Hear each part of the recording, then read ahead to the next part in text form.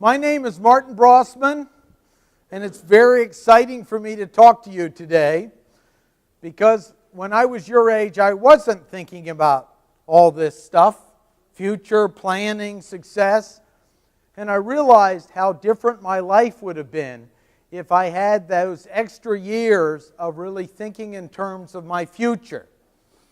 I was thinking about things like, what did someone think about me? Was I cool? Not getting beaten up by Billy. I went home. I was thinking about what am I going to do with my homework? Sometimes how do I get it done, and sometimes how could I get out of it? And a few times it was interesting.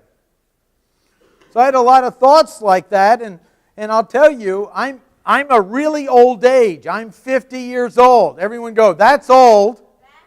Yeah. So I have a little bit of time looking back to that time period when I was your age. See, the internet wasn't available to me. So if I made a mistake, it usually lasted for a shorter period of time where people remembered it, because it was in the memory of individuals.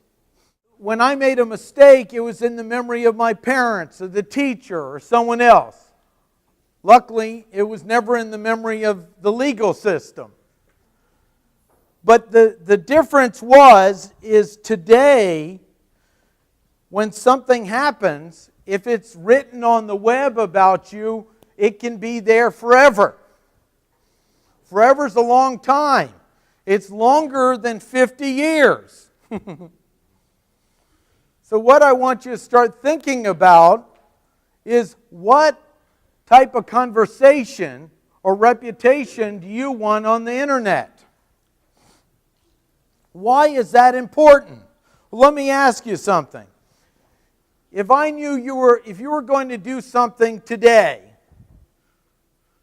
that would make it so you had less chance to make money, less chance to buy things, less chance to go places, less chance to be something, would you want to do it? No, right? You wouldn't want to do that. But if you post something on the internet that might not be appropriate, then guess what? At one point in the future, someone deciding if they can trust you with a lot of money may decide not to, because of something you might have posted a long time ago on the internet. So you want to think about that when you're posting things and sharing things and other things. When I grew up in Washington, D.C., there were neighborhoods I stayed out of because I could get really hurt. And they were very clearly marked. There was an area, anyone from the D.C. area, adults can be included in this. No one here? Yes? There was an area near Anacostia. It was probably best as a kid I don't go, right? So it's like I knew not to go over there, and this was safer over here.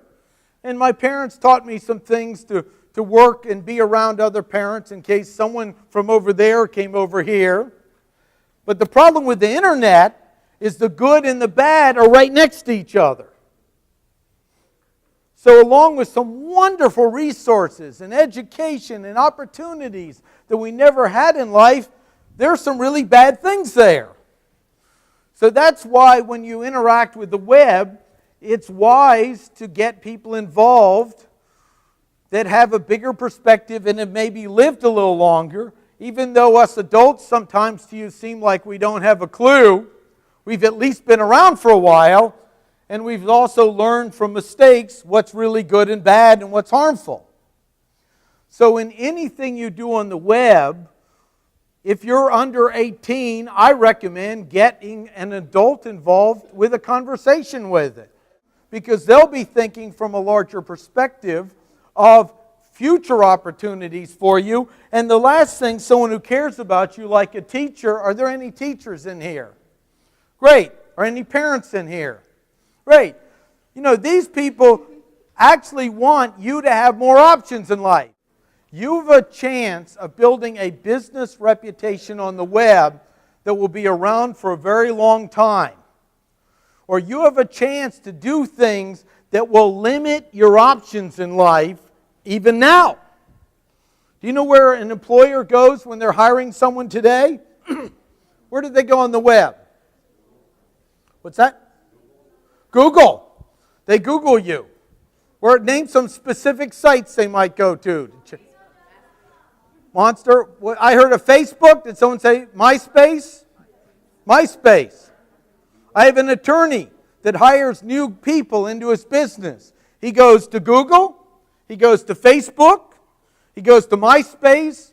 He looks you up on something called Twitter. And he checks you on something later in life you'll know called LinkedIn. For all the over 18 people here, if you're not on LinkedIn, you need to be this week. It's the most important thing for your career. LinkedIn requires you to be over 18. Right? But he's going to look there. And what's he going to do if he sees someone on there doing something that he wouldn't be pleased about related to his business?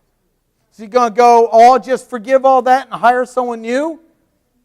No, because he doesn't know you that well. He's going to hire the person that actually has not something negative, but he's looking also for positive comments on the web. That's what I'm talking about as a business reputation on the web. And you can start thinking about that today in your life. You know, when I grew up in D.C., reputation, the word reputation had something to do with either getting in trouble or being liked or something like that.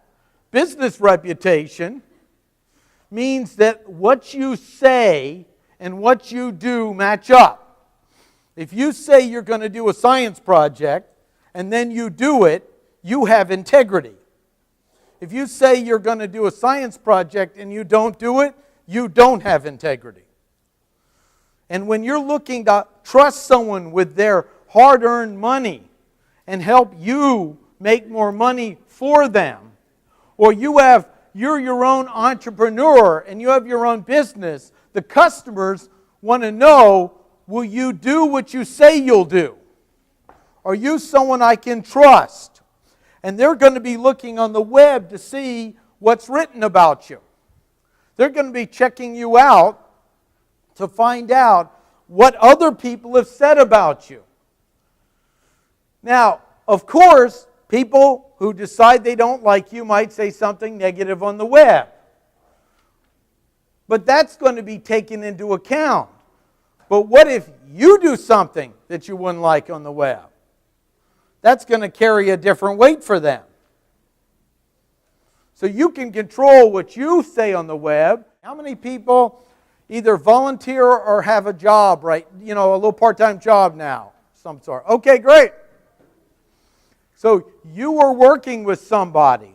They are trusting you, either as a volunteer or in a job.